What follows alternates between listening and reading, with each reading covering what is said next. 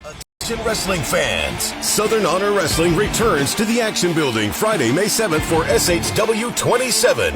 Witness SHW's first ever Bunkhouse Brawl match as the Team of Fear takes on David Ali and Austin Towers. The real mean girl, Danny Jordan, makes her long-awaited return to action as she faces off against Catalina Perez. Owen Knight looks for payback as he takes on the outlandish Zicky Dice.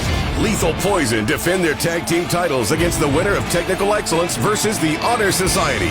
Also in action, AC Mack, Ashton Starr, Ben Buchanan, and a battle between two hosses as William Huckabee and Cyrus the Destroyer finally meet one-on-one. Tickets on sale the night of the show starting at 5 p.m. Doors open at 7, bell time at 8. You don't want to miss this show. SHW, this is our wrestling.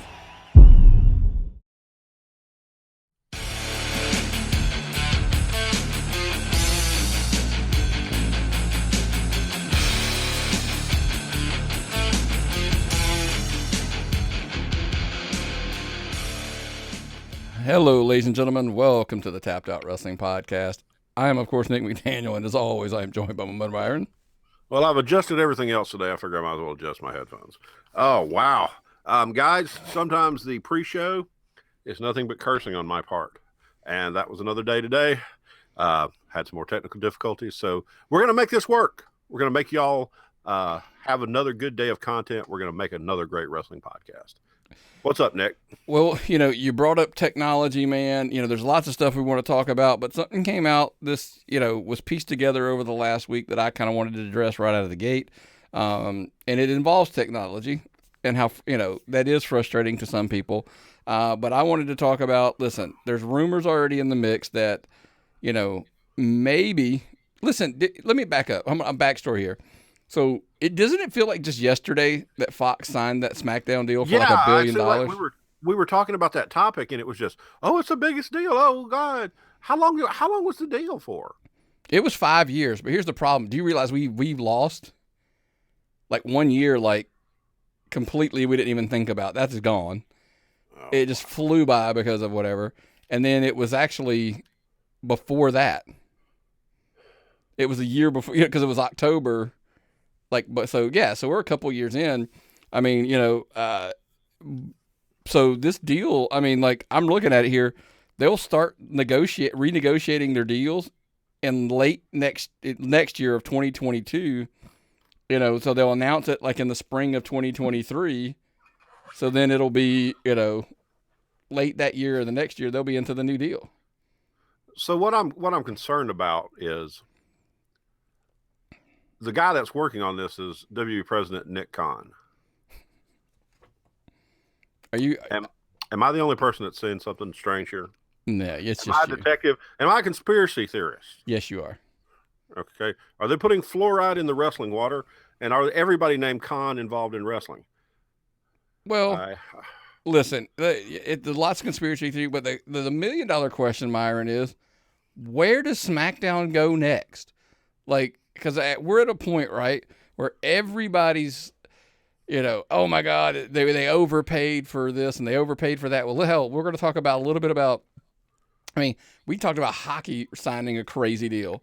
We've talked about all these providers just basically throwing money out for content, and that's kind of where we are.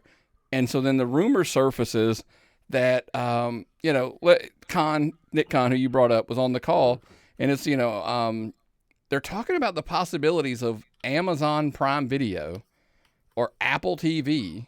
Because if you don't have Apple TV Plus, by the way, it's a service as well, just like Netflix, etc. There's talks of maybe they make such a huge impact because Apple Plus, I don't know if you people are aware, they are throwing tons of money at stuff for their Apple Plus. It doesn't feel like it if you own it because there ain't a whole lot there. But they're throwing at it. Amazon Prime Video, on the other hand, you're a big fan of. And Amazon started as a content company selling books. Yeah. Okay. They've already got live NFL football. Okay. They're going to start showing sports. They're going to get deals because as long as you have internet, you have all your sporting games. And people, let's face it, the cable TV model is dead. The over-the-air TV model might last a little bit longer because it's free. But if somebody's got internet, you've got cable television. Right. And for them, like I said, in the conference, the quarterly call, Nick Khan is basically saying they're interested in negotiating and trying to get the best possible value out of SmackDown. Now, everybody's like, well, what about Raw? What about NXT? Okay, look, I think we're fully established that I think for some reason, regardless of the ratings, Raw is always like the mothership product. Like it's the home, product. So I think that's kind of where NXT and Raw are staying on USA. I just can't, unless somebody else throws a crazy number, they don't leave Raw. They're staying there. They've got the streaming deal with Peacock, okay? The possibility NBC buys the WWE is very high. So you're not going to try to pull content away from people who are potentially putting large spoons in your mouth. I just can't see. I can't see it happening. I think the WWE will be there as long as the WWE. I mean, it's not like it's going to go to sci-fi again. No. And so if they're willing to like shop it around and like Amazon and Apple get involved, it. Like we said, I don't think that Raw and NXT leave because USA wants to keep some product, but at the same time, I don't know that they want SmackDown as well, because then they're all in for 7 hours. No. Now, hold on, I can make a case why they would. I don't think they're buying the company that soon, but if they were to buy the WWE, then they probably, well, maybe not. Here's the funny thing. They still might sell the rights to another streaming service. I think that it's more likely to a streaming service than to another channel. If that, whether it be a cable or a public whatever, you know what I'm saying, a network television company. I can see them, because here's the thing: they could buy the company and use selling the rights to SmackDown to recoup some of the cost for buying the company. Yeah, and the thing about that is, it's brilliant in the fact that, Amazon Prime is a feature-based thing. You get the 2-day delivery most of the time lately. And you also get a great streaming library. And if you want to kick it a little bit extra, you get this amazing music streaming library. I can watch almost any movie ever on there. I spend probably more time on Amazon than just about any other website. And we do the reverse. I'm more of an Apple fan, because we have the Apple TVs and everything. So like we had binge watched Entourage, got through it. Can somebody explain to me how the hell that movie's not on HBO Max? Like it wasn't there, so we ended up going you could rent it on Apple, on the Apple, movie section. We rented it for like $2.99, so whatever. But my point being is, I know it's hard to fathom. Could WWE move SmackDown, one of their franchise shows, could they move it to a streaming service? Like, it's hard for somebody to wrap their head around that, right? Here's the problem, Myron. When we were kids, we couldn't wrap our brains around a WWE network. No, we had to wait till once a week the stuff came on. And sometimes we stayed up not for me, not for you. I know you had the big Saturday night block, but if you stayed up really, really late on Saturday night, you might find something on the 4 channels I had, not public television though. Well, and even on top of that, when we had a network, did we ever we never probably could wrap our head around, they would sell the rights to, for the United States distribution, who I still at some point was like, if there was a way to do it to the world, they probably would. There's probably there's too many networks involved. Especially for as small as the pockets they are the rest of the world, we couldn't wrap our heads around that they would do that. Dude, we've only been doing this 5 years now, and it's changed so dramatically that there is no concept of what's going to happen next. We didn't expect any of this. We were just happy to watch our shows once a week and then watch some stuff on the network occasionally. And now, big changes across the board for everything in wrestling. Right. And I mean, we talk about how like these companies are throwing the money out there. I could see Apple, I could probably see, but what most people don't realize is those two companies, like throwing that kind of money around isn't really that big a deal. No, it's pocket change. And if I understand, like, the WWE mindset of like, could we see ourselves with one of our franchise shows, SmackDown, on a streaming service and not on a channel? If the money's right, yeah. Well, think about it, Nick. I saw the numbers that Peacock got just for adding WWE in the office. They picked up a bunch of subscribers. Mm-hmm. They picked up a ton of subscribers. Probably almost, I would think almost anyone that subscribed to the network subscribed to Peacock at some extent. Yeah, I mean, for the most part, I would gamble anybody that moved, and they actually gave WWE credit for some of those moves, which I don't know that I give them that much. I mean, I think they probably overplayed that, but that's another conversation. Yeah. Because here's my thing. It's a twofold problem, and this is even in our notes. But, you know, people are talking about there's too much product out there, right? So you would still have Raw, your main show, your whatever they call it, their franchise show, I guess. It's still on USA. It would still be on a cable network. You'd still have NXT there. But I do want to throw a curveball at you that's not in the notes, Myron. Uh-oh. If you moved SmackDown to a streaming service, like Prime Video or Apple Plus or whatever, do you still continue a brand split? Because who wants to be on SmackDown if it's only on Prime Video?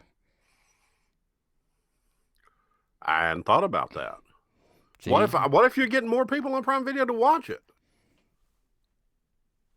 How do you measure it? There's no ratings. It's just the people know what they get more subscribers. Everything's in subscribers, and I don't know if Amazon publishes their number of subscribers or. Myron, I'm sorry to cut you off, but not to, because one of the things that Vince McMahon said on the quarterly call was they don't necessarily see themselves as a traveling, like a touring company anymore. They're more of a content provider. That's what Amazon would be looking for, because Amazon wouldn't be buying them for new subscribers per se, because a lot of their Amazon Prime members, I assure you, are probably network subscribers. They're watching SmackDown, whatever. Yeah. The point that what Amazon, and I think this is what people struggle with sometimes, they are charging people a certain amount per year, per month for if you're just doing the Prime Video. Same thing as we're talking about Netflix, Apple, all these. They're charging you a monthly fee. They have to justify continuing to charge you month after month after month. Nothing screams. Now listen, we'll get away from the content quality, all that. We're talking about two separate things here. What we're talking about from a business standpoint is what screams content provider more than a weekly show for 2 hours and it doesn't stop. Ever. No off season, no breaks. Almost 52 shows a year. I mean, and it is 52 shows a year because at most they record one or two. Mm-hmm. Everything else is live. They don't take weeks off. There's a show there in some form or fashion. And on top of that, if they sign that deal, do they throw extra documentaries, the extra stuff?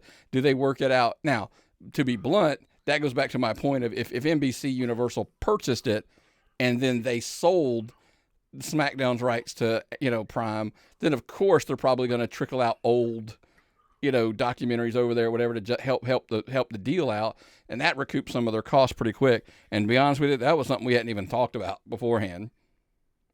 That's crazy when you get into thinking about that, because Here's the thing: we all, back to one of our points, I was starting to head down this road.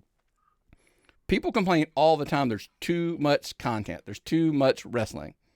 It's on. Why don't then argument we always say is, why are you watching it all if it's too much? But here's my take on it, and I've said this about podcasting. I've said it about, YouTube shows. It doesn't matter. I've said it over and over again. You're putting out so much content, and the WWE does that. We scream in agreement, right? There's too much content of it. Take some of it, put it behind a paywall. The people that want to see it, they want more, they crave more content, will pay. If they're not paying, they don't want it. It's like ticket prices. If you sell out at $10, see if you sell out at $12. See if you sell out at $15. Put it behind the paywall, because the people that want it will pay. And where do they find that at, Nick? Well, like us, man, we always tell you, man, you can head over to patreon.com/tappedoutpod. Get some extra bonuses, get the show early. We're try to make the value. We always try to come up with some creative things. I'm working on a deal, to believe it or not, with some shows. I'm going to leak that out a little bit, that I think will maybe coming on board and doing some Patreon stuff for us. They'll be exclusive there. And then when they come out, we'll put them out publicly as well, obviously. So check us again. Always subscribe. We appreciate it. Patreon.com/tappedoutpod. Some of the other juicy information this week, man, that came out. MLW and WWE, there's all kinds of rumors flying all around, right? We're huge fans of MLW. I will tell you one thing. They have a content library out there that you can find on YouTube and stuff like that. If that was all pulled and put on the network or put on Peacock, I watched Terry Funk and Jerry Lawler the other night, Nick, and it was a barn burning, old fashioned, knockdown, beat the hell out of people. You're an egg sucking dog type match. I loved it. I love what MLW does. I love their talent. I think Court Bauer is probably one of the smartest men in professional wrestling right now. I agree. And the thing is, it's a win-win because WWE, the rumor is they don't like the reputation that they don't work with other people. Triple H clearly putting it out there that he doesn't want to be that way. He does want to work with other people. And the deal they're looking at is supposedly like an Evolve type deal they had in the past before they outright bought Evolve. It gives them a place and maybe they can do some streaming on Peacock and on the network. They can send talent over there. It's a win-win for Court. He doesn't have to carry as much talent if WWE is funneling some talent over there to him to help, because think about it. During this time right now, nobody's touring. They got guys sitting on their hands at the Performance Center. And I don't mean literally. I mean, they're working out, they're training, but I mean, as far as working and stuff, they're just not getting that time. And they need that TV experience, and this provides them another avenue. OVW was like the last big one before Evolve, and OVW didn't have national TV deals. They didn't have internet TV deals. MLW's got all these TV deals already where you can get exposure to guys ready, stock, and good to go. I mean, Vice TV has old MLW shows on it now. And it soon will be the new shows when they get back to taping. Absolutely. I mean, but like I said, I think that's the win for them is it's new talent. They can refresh. I mean, think about it. They can turn guys around. They can bring guys in for programs, like literally like, hey, we're going to use them for 2 months. Hey, cool, we'll do that. They come in, they do a program, and they shoot them back out. Territory system. Yeah, I mean, it's like the territory systems. Territories. But WWE, they look good because then they look like, hey, they're willing to play ball with some folks. They're willing to, work with MLW. I mean, so forth. Let's be blunt. I'm not saying this, but I can't imagine that probably doesn't get Court Bauer a steady check from WWE. Oh, he wound up getting Gabe Sapolsky a regular effing job with him. Yeah, but I mean, I'm thinking, but if he turns around and he's getting consultant check or something. Oh yeah, that's always a plus because guess what? That can help him fund MLW to keep improving it, on and on and on. I mean, look, with all the, with AEW working with these other companies, and we're going to talk a little bit about Impact and AEW working together and some of our thoughts on that, follow up a little bit. I think, it would do well for the WWE to at least partner, be willing to, but I don't think you're ever going to see it with the big one. So somebody like MLW is a great place for them to do it. Yeah, it's a great place. Yeah, absolutely. I mean, can you imagine, it could almost be a rehab place. Some guy tears his knee, he needs to come back, but they don't want to put him on NXT, so he stops off. Remember the old territories? They would stop off at Memphis for 8 weeks or something, and then they would keep moving on to the WWE, that kind of thing. I think MLW could be, and I don't mean like philosophy wise, but it could be their OVW. It could be their, and everybody's like, well, I thought that's what NXT was. It's what it was until it's a product on USA, folks. Unfortunately, that is not by any stretch where they are.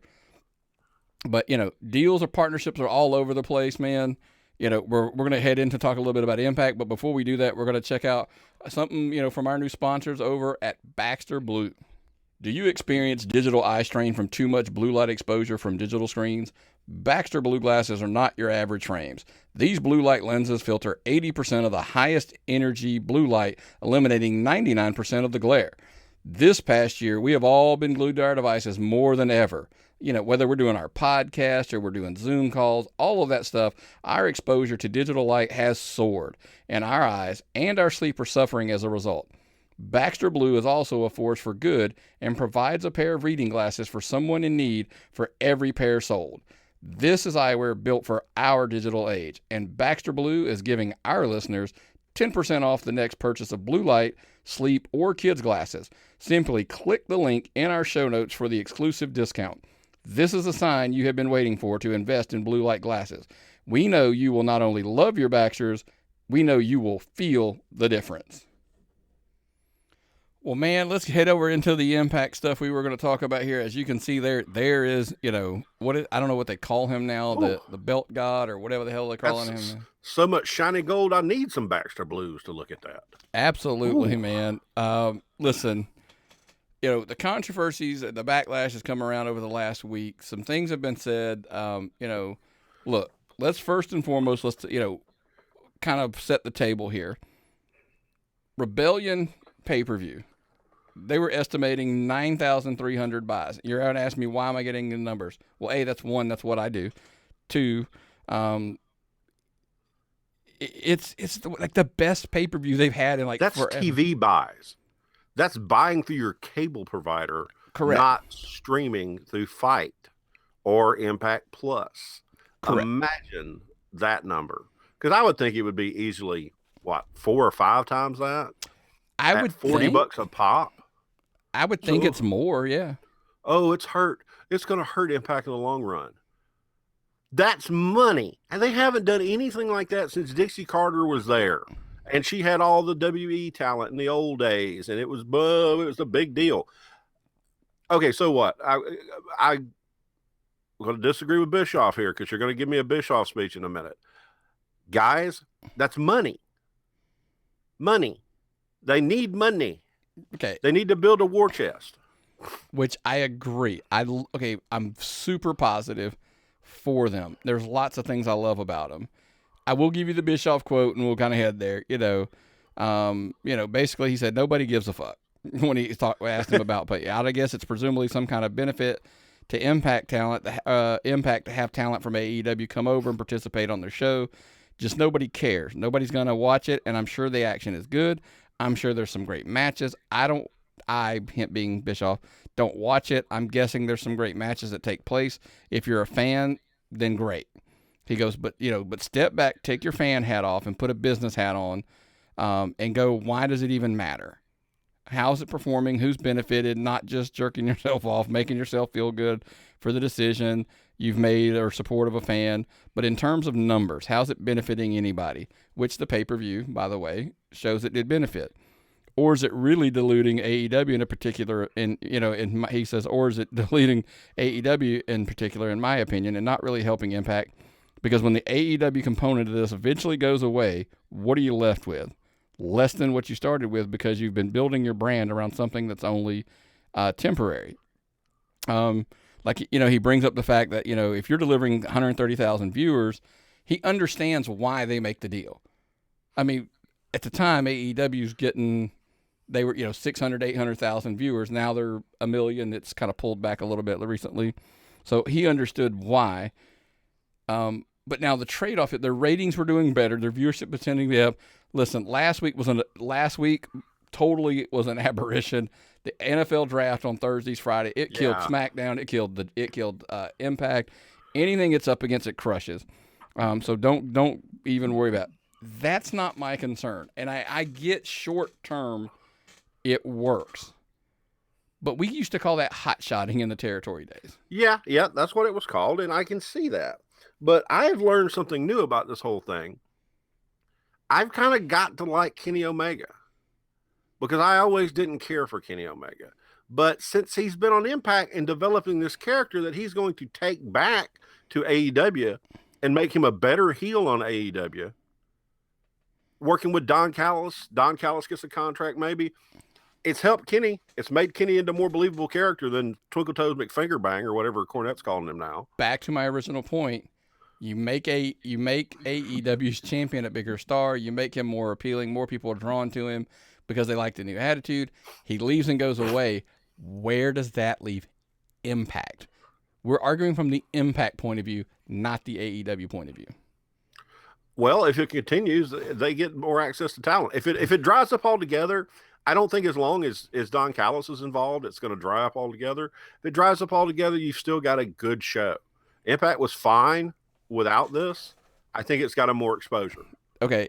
Yes, I agree. We all know that I'm a fan of Impact, and I do enjoy it. My concerns are, so your Impact champion has lost to, I think we talked about this last week a little bit. Rich Swann loses the belt to Kenny Omega. You got to get the belt off of Omega and back on an Impact champion. Somebody was like, well, maybe they do a 3-way and, a triple threat, and then Moose can beat Rich Swann and he'll get the belt back. Kenny Omega needs to be on his back, looking up at the lights, losing to whoever is becoming the Impact champion. Because if he came in there, took their belt, goes out not as champion, but never lost it, your brand looks inferior, in my opinion. Oh. You have to. I think I said this exact quote probably last week. The reason territories didn't like interpromotional wars is at the end of the day, somebody has to lose. Yes. And who's going to lose this war? AEW didn't enter this saying they were going to lose. No, they're not. They're not. They wouldn't have negotiated down. If you're at the bottom, you swing up for attention. If you're at the top, you're not going to go down. You're not going to even justify it. This is something that they negotiated to get something out of. I can't see them losing. But so that being said, then again, I come back to my concern. In the long run, I'm not talking because people are like, oh, well, they're doing great now. I'm not talking a month or two. I'm talking 6 months to a year and a half from now. How did this benefit Impact? AEW, I don't have concerns with how it impacts them. I mean, to be blunt, I think they're going to be fine. Yeah, of course. My concerns are a company like Impact who does well. I think they're doing some good stuff, and they really are. But why not, instead of bringing in all this, there was a topic we were going to address that we didn't even use about free agents, that are out there to bring in. Instead of doing the partnership with AEW, were you better off that you could have, now in hindsight, I get it, it wasn't at the time, but now you could have brought in Joe, you could have brought in, look, they're not bringing in Tessa again, I don't think. But you could bring in these other names that are out there that we were talking about as free agents. Yeah, but now they got the money to do it. Now they got that big pay-per-view money in a war chest to do it with. So, but you got to figure out, how do you get out of this? How does Impact get out of this, this invasion, whatever you want to call it, with AEW whole? I trust Scott D'Amore. I trust Don Callis. I think this will go out okay. I think they're old school wrestling minds. I think this will work out. I hope so, and I really do, because like I said, we all are huge fans of, the redemption story coming back. Absolutely, Impact getting back to prominence would be great. Speaking of redemption, and speaking of this is one of the most controversial, which I can't even believe is controversial. I understand why. So on Raw this week, Eva Marie announces she's coming back. It's the evolution, or the evolution with her name spelled, Myron, look, she's been gone since like 2017, right? Yeah. So something like August, so we're creeping up on 3.5, 4 years. Yeah. She went off. She founded a company. I think I'm reading some notes because I'm trying to remember. She's got like 1 million followers on Twitter. She's done some movies. She was on Total Divas, not Bellas. You remember this? I did not remember this. It was for a wellness violation, but you said it was something silly. It was a very silly, and it was kind of debated at the time. She had a prescription for Adderall. She was taking Adderall on prescription, but did not turn it into the WWE doctors in time. Things like that work out sometimes to get rid of people when you need to get rid of people. It's very handy. It could have been that. I don't know what you do. Who are you going to do? You're going to file a labor board grievance? But she was gone. Okay. She's back. Okay. Why? Why is this a problem? That's the big thing. Because, we talked about, like in an interview, she said even while she was gone, she had a good relationship with Vince and she had a good relationship with Triple H. I mean, and we were joking about this. It was like October of last year this whole rumor started. Yeah. So how far are we out now? I mean, dude, we're 7 months. Yeah. Like we'd heard rumors like 7 months ago that she was coming back, and now this is a huge thing. Because my argument when it happened, the initial thing was like, I already thought she was back. She's just coming on TV finally. I don't know why people care. Look, we don't even know she's going to wrestle. She may not wrestle. She might be a manager, a valet, backstage. She could be doing interviews and stuff. Charlie Caruso left. They've got the woman on SmackDown that's pretty good. I don't think they have a dominant force on Raw yet. Maybe it's going to be her. She's built a huge social media following, and people don't understand sometimes that that's more important sometimes than being a good wrestler. Well, it's to be able to get people to put eyes on you, and eyes help. This is what it's about. Well, getting eyes on your product. Yeah, I mean, because here, Myron, at the core of my biggest issue with it is, why are people so against the second chance?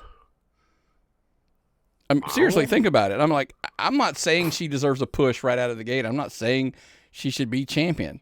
I'm not saying any of that, but we're quick to, we got guys who have, gone to jail and been arrested, especially like in sports in general. Guys beating wives, beating kids, doing drugs, doing all this, and they come back because they're talented, and we give them the second chance. Like, I trust me, I understand how sports work. Like, I get it. So it's kind of the same thing, but who's to say that she, if she's been willing to put in the work, let's say she's been training again while she's gone. I mean, we saw the video there for a while. I think it was before she left. She was training with Brian Kendrick. Like, why? I just, like I said, why are everybody just like wants to dump on it? We haven't even seen her wrestle. We don't even know if she is better. Now, do I think she's going to be? Okay, she can't be worse. Yeah. Right? I guess it's possible, but I wouldn't think so. The other thing, like I said, maybe down at the Performance Center, she's impressed somebody. Maybe she's legit better. My question is, I think sometimes people's vision gets so jaded and like they're ready to shit all over it no matter how good she is. We wouldn't even be talking about this, Nick, if it hadn't been a controversy. Okay? Had they just announced Eva Marie was coming back and nobody said anything, we wouldn't even be discussing this. Right. Okay? This has not got anything to do with professional wrestling, except for the fact that professional wrestling fans are fickle like this. Right. Give her a second chance. I think the huge stink is everybody's arguing, well, they released all these people recently and, they're bringing her back. Well, I just sitting here and had the argument of like, until I see the date on the signature of her contract, we don't know when they brought her back. I still am under the school that they probably bought her back in October, or, when that whole rumble, the little rumbling started, and she was just training. They've had her now.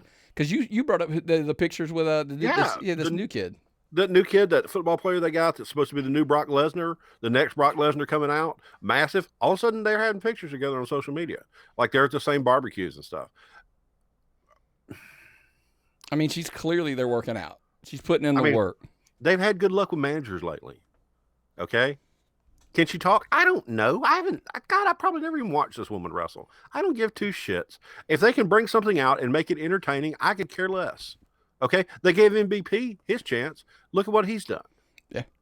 Okay? And sometimes the argument about the pay thing, sometimes it's return of investment. Like, they're looking at it as maybe we get them, and it could be, by the way, this is the funny thing. It could be as silly as, hey, she's got 1 million Twitter and 1 million Facebook followers, and it's a captive artist. Have we not learned from Bad Bunny? That sometimes that matters. Now he put in the work and he was good. Let's see.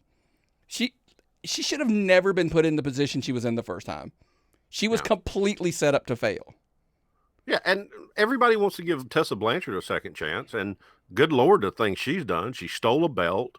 She's a we're not going to say it. We're not going to say it, but she has a history that people are completely willing to forgive and put her in somewhere because she's good, because she's talented, which is awesome. But at the same time, we want to just, don't give her a second chance. Why? We don't even know what they signed her for. She maybe doesn't need the money. Maybe she wants to. Look, trust me, she's a smart business person. She's not doing it for cheap. I mean, but she's probably, she may not be making what those other people were making. Maybe they thought they could pay her this and they were going to get this out of her. You know, it's all return of investment. It's all about a business. And I think one of the big obstacles that wrestling fans is it's hard to be fair in in a subjective world. Like I brought up, like, you know, I hate this guy because he sucks in the ring. He gets better in the ring. Oh, I hate him because, you know, he can't talk. Well, then he gets better on the promo. Well, I don't like him because of, you know, there's constantly, like, once they've decided they hated somebody, you know, it's like you get it. So maybe that's Roman Reigns syndrome. Yeah. Literally, they hated him long enough they loved him. Hell, I don't know. Maybe that was it. I mean, like I said, it always comes back to, it's just, you know, it's ironic that we give, you know, second chances to shitty people without a blink. But then when you got somebody who's willing to put in the work, she wasn't that good. And like I said, I honestly felt like, I'm telling you up front, she wasn't that good. She wasn't good at all. But she had a cup of coffee in NXT before she was up. She was there because of what she looked like. Nobody's denying that.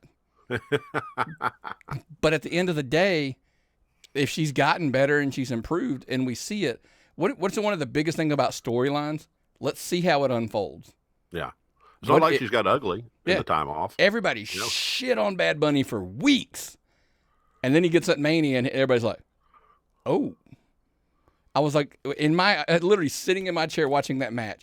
I'm thinking to myself, how many people are eating a shit sandwich right now? Because he completely over-delivered at Mania. What if, do I think she's going to? I don't. I'm telling you, I'm with you. I understand. I don't. But I don't know that. If she comes out and she performs, we're wrong. It's fine.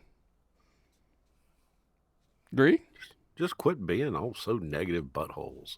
We need more sunny side of the ring. Okay, folks? Oh, yeah. Where positivity, power of positivity. Come on. How good of a feel-good comeback story would she be if she came back, she had put in all this work, she had gotten, by the way, folks, and I know some people don't think they were, Nikki Bella, from point A to point Z when she retired, there was a huge chance. But guess why? Now, same reason, she had some skewed reasons as to why she had as long of a time to get better, but she did. Oh, she was phenomenal when she retired. Yeah. Eva didn't get that window. It was like, she sucked, and then it was boom, boom, boom, boom. One thing led to another, and boom, she was gone. So, and, you know, look, but there's nowhere better listen, everybody can't go down to the indies. Nobody, you know, not everybody can. She's going to take advantage of the situation. She's going to shoot right back to the WWE. And it's, you know, we all would if we could. Oh, but some of us, we're still hitting the road, right? We're still Georgia Indy Talk, man. Let's get a little bit into that. This week and last weekend, dude, crazy week. I will tell you, and I almost did not go to the Southern Fried Show this past weekend. Yeah, you texted me when I was at work and like, you feel like going? I'm like, dude, this work is killing me. And you're like, I probably won't go either. But then you didn't regret changing your mind, did you? I absolutely 130% did not regret. Excuse me, choking here. Todd killed it. Absolutely killed it at this show. There were so many things that he did right on this show that this is going to be literally a bulk of the Indy Talk is going to be the Southern Fried Show. And I've got notes. I don't hardly ever take notes like this when it's the Indy Talk. I just go gut feel and I hit show after show. Pacing wasn't an issue. They crushed it all the way through. There was not really a lull spot in the show. And it was funny. I had a chance. I pulled Todd aside and was like, this booking reminds me of the WWE Attitude Era. Everybody, what? You know, I know. Pick yourself up. But not in what you're thinking, but in the way that everybody's getting a story on the card.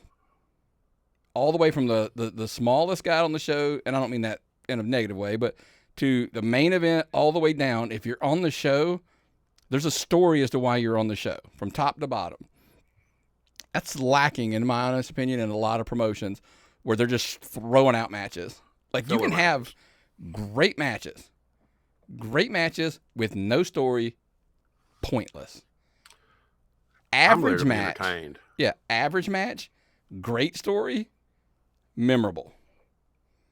I mean, simple, right? Mm-hmm. Mm-hmm. Now I'm going to get to this. This is you had to be there to experience it. And it killed me that you didn't see this. One of the best stories, layered and layered and layered, at this show was they did a series of matches. That's right, a series of matches. CT Keys and Bobby Moore had a singles match for the Classics title. Interference. It becomes a tag match. David Ali comes out, and then Hawkins is involved. So now it's a tag match. Well, then there's interference by Nick Caitlin, who's new, by the way. He joined the Sexton Alliance. So then Ashton Starr comes out. Now it's a 6-man. You had to experience how that crowd built, and built. It got hotter and hotter and hotter. I mean, it was banana, as they like to say. It was just phenomenal. And I had a chance to say this to the parties involved, and I wholeheartedly meant it. I said, they may not have been meant to be the stars of what stood out of the show, but Ashton Starr, CT Keys, and David Ali just looked massive. I mean, it was the hottest thing literally on the card, which is saying a ton. David Ali's face turn was slow. It was executed outstandingly. Is that a word? Is that like a synonym for worth a shit? It was amazing. Okay. Because here's the thing. It's two-part. It's not for it's their efforts obviously involved, how they were so hot. I mean, his facials, his movements in the ring and everything, like when you watch him, like it screams babyface. Yeah. But he gives you all of these bad reasons to hate him when he's a heel. Genius Todd takes the one piece of the puzzle that it needs to be, because if you ever want to make anybody go from heel to babyface, if you want to make somebody liked, all it seems like you have to do is, I don't know what chess piece you would call it, but you would put Adrian Hawkins in that spot on the board, and instantly this other side over here, everybody loves even more. Oh yeah, I mean, he could go up against Kevin Sullivan in the old days, and people would be rooting for Kevin Sullivan before it's all over. It's amazing amount of hate that man has there. Yeah, I specifically said I think he's the most hated man in Southern Fried. Anybody who's against him, it would be Hawkins versus the Devil, and the Devil would be the baby. Yes. And it's also why I consider Adrian Hawkins one of the most underappreciated, undervalued wrestlers in the state of Georgia. And he's extremely good in the ring, too. Oh, yeah. No, I'm saying he's great. On so many things, he's good. But it literally skyrocketed. I skyrocketed that show, that 3-show build. Sonny in the ring with Sal, dude, is magic. It's something intriguing. It's new. It's different. It's unpredictable. So I think this is something there's something to this. There's some meat on this bone, and we're just starting to see the beginning of it. Hanson and Ben, a lot of people when they read, wait a minute, Hanson beat Ben Buchanan, what happened? It made total sense. You had to be there. And it's funny. It was Hanson at his best, and it was Ben, this heel Ben, I'm digging. The main event was fine, by the way. It's crazy. Towers and Griff go in there and have a great match. The hard part was they had to follow that, that build to that 3-match sequence that had got, and so they literally the crowd was down, and they did a great job of taking them and bringing them back up. It took a minute, but it built them back up. And when Griff got that win, they got the reaction they wanted. Wow. So, the street fight of all things. Think about this. I mean, I'm going through this stuff, and it's like, Jesus, this card was more loaded than you could possibly even see on paper. It was good on paper. Executed, it was great. Wow. And then so any other night, that street fight would have just been like the hit of the show, would have stood out. It was a great, great thing. But, obviously I come back to what the stars of that show clearly were David Ali, Ashton, Starr, and CT Keys. That whole sequence, kudos. And the dance partners on the other side clearly deserve just as much credit as, because it takes two to tango, right? In that case, I guess it makes three or makes six. The other thing I did want to bring up, JJ got on, Rick Richards took a shot, goes down. JJ fills in, does the announcing the rest of the way. I told Larry, I said, listen, I honestly hadn't heard a lot of his ring announcing because he's always in commentary in places we go. But holy shit, in one night, he showed me that not only can he or should be a nominee, but a possible winner of a ring announcer of the year. The layers he added to ring announcing, I just can't tell you. If you haven't seen it or heard it, you got to. Things like, when he did the main event, little things like, and I can't remember word for word, but it was like, this match is sanctioned by the governing body of Southern Fried Championship Wrestling and the board of directors.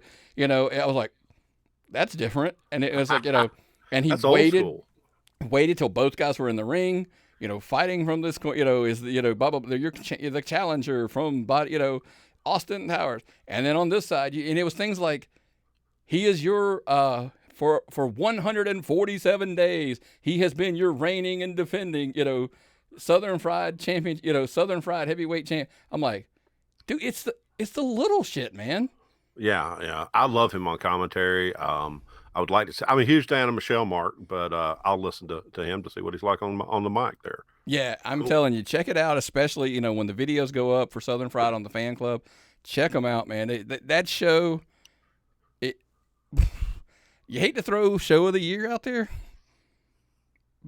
but it ain't, I mean, you're not throwing it out there if it could be true, right?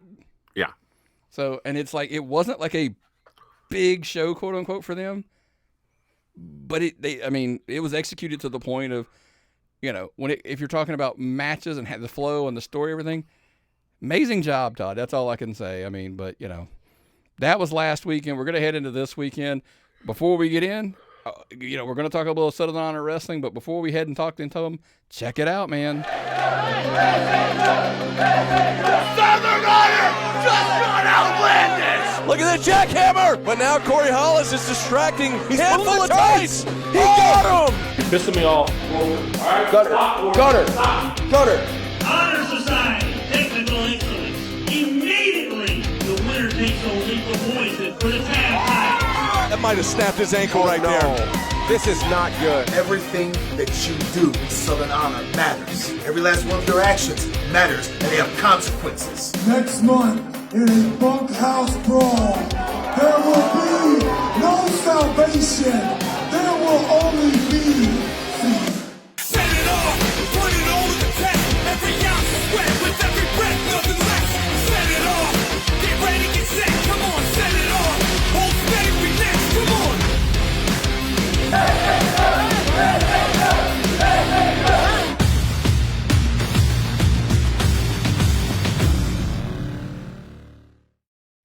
That's right, folks. It is Southern Honor Week.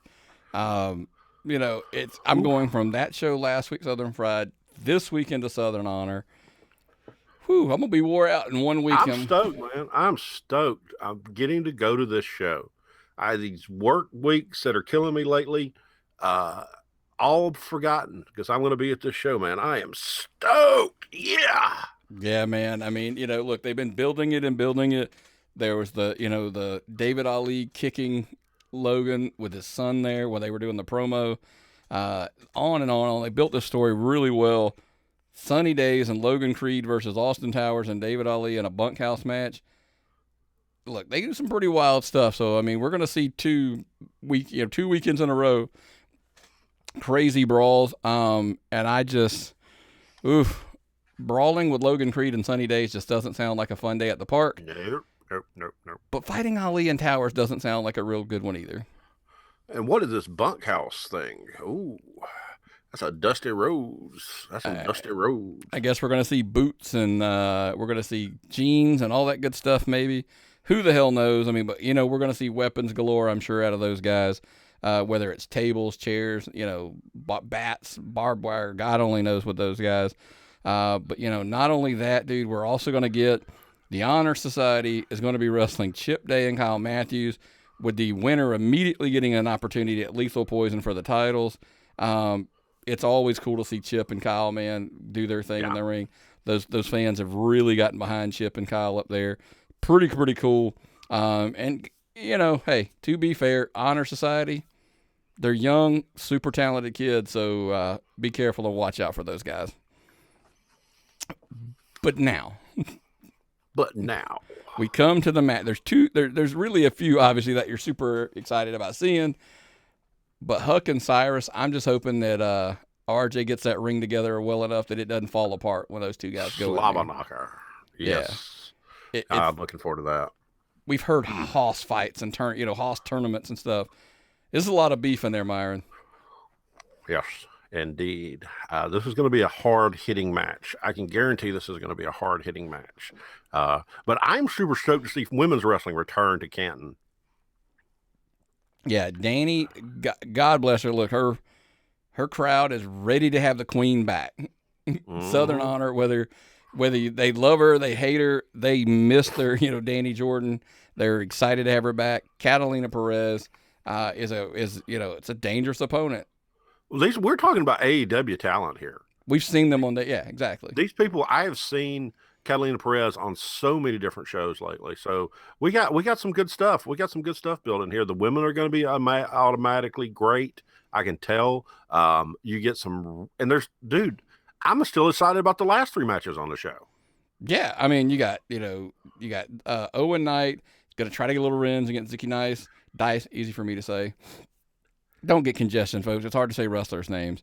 That's a little revenge factor. AC Mack versus Ben Buchanan. I mean, Jesus, that's a main event somewhere. Oh, God, yeah. I mean, really, Ben Buchanan, AC Mack's a main event, a lot of places, obviously. Ashton Starr versus Snoop Strikes. If you haven't seen Snoop yet, he was at one of the past shows here. Dude is a stud. He built like a brick. This is going to be fun. This is going to be a lot of fun. Yeah, so if you haven't made it out there, you got to get out to the Action Building. It's Friday again. This Friday, May 7th, 8 p.m.'s bell time. Door open at 7. Tickets go on sale at 5, so that they do it right there that day. You can go get your tickets, run, grab you a bite to eat, come back. Or if you just want to camp out and get your, that's fine too. You can do all the above. Because there's always something about getting your tickets, and I always say I'm not recommending the place down the building like Myron. I ain't making that mistake. But you can run down the road, grab you something to eat, come back, and get in, because Southern Honor never disappoints. That's what I try to tell everybody. Friend of the show Billy and his daughter usually come up with us, and they've already messaged me. They're just heartbroken that they can't go. They've got something, sports they're going to be tangled up in, so they can't make it up, and she's heartbroken she can't go. I mean, that's she loves the show. That's a kid that's becoming to love wrestling and become a wrestling fan, and when you imprint on them at that age in life, they're wrestling fans for life. Yep. Max and Ted will be there, I guarantee. Yep. Actually, Ted's not making this one either. Long story, I talked to him at Southern Fried. He was there. He can't make it as well. I'll tell you off air. But hey, look, be loyal, be one form of fashion. That's that's the good thing about the wrestling fans, and that's what we appreciate all of our fans that are subscribing somewhere. So we ask, if you're not, what are you waiting for? Subscribe to us. Apple Podcast, iHeartMedia, Spotify, Amazon Music, blah blah. Everywhere there's a podcast player, we are there. You can even subscribe on YouTube, I guess. You can always do it at the book as well. Follow us, because that seems to be the heavy hitters. Everybody likes to watch the video there. Because we put it up there weekly, and that's the big home run hitter. You can always, of course, if you really want to go that extra mile, patreon.com/tappedoutpod. Sign up, become a member there, get stuff early, get stuff extras. A lot of people are liking that list I'm putting out. I'm still not telling people what it is. You got to be a member to see what it is that I'm putting out weekly. But anyway, patreon.com/tappedoutpod. You won't be disappointed. I assure you. Well, man, brother, that's a lot of stuff going on, man. You got anything else other than the sneeze hiding in back in there? Yeah. Well, it's been between the flooding and the congestion and my head feeling like it's full of rocks. I have not liked this spring so far. So I'm hoping summertime gets here and kills all this stuff, so we can just be cranking up the air conditioners and cutting them down to record a show. It's good to be a wrestling fan. It's just good. There's so much to enjoy right now. Thank you, people, for listening. I love you, and I mean it. Yeah. Before we go, I do want to throw one more thing out there. I don't usually plug it here, which I don't know why I haven't, because we should. We have our other division, as everybody's like, what do you mean you have other divisions? We have the collectible store that we're opened up. We're doing, obviously, comics and stuff, because, that's my hobby, as you can see behind me. Oh, you got to see this stuff, folks. Woo. So, yeah, I mean, we're throwing stuff up. I'm slowly starting to get, I'm trying to get into, like, some trading card, like sports wrestling cards, baseball, maybe. But really the comics is the wheelhouse that we like to stay in our lane, because I know more about that. I've got some cool stuff I picked up over the weekend that I think people are going to, like, fall out of their seats when I show. I haven't even got that stuff up yet. But check us out. It has its own page. That is correct. Its own page on the book. Tapped Out Collectibles. It's there. You could check it out. I put up pictures and whatever on there. I also put links up to the easy place. We have an eBay store under the same exact name, Tapped Out Collectibles. So, check us out. And hey, if you're wanting a list sometimes, message me. I'll shoot you a little list of what, some stuff we got. You can shop and just PayPal it over. We'll work it out that way, one way or another. So anyway, check us out, Tapped Out Collectibles. And, it helps supports the podcast as best as we can. So. Always been. And I just can't I just want to buy them comic books so bad. And I keep telling myself, I'm not buying wrestling belts and I'm not buying comic books, but I'm going to probably buy wrestling belts and comic books because I like them. Absolutely agree. But before we get out of here, anything else you got for me, man? That's all I got, man. Well, if that's all you got, man, what's the old saying, brother? If I've got nothing and you've got nothing, what time is it? It's time to tap out.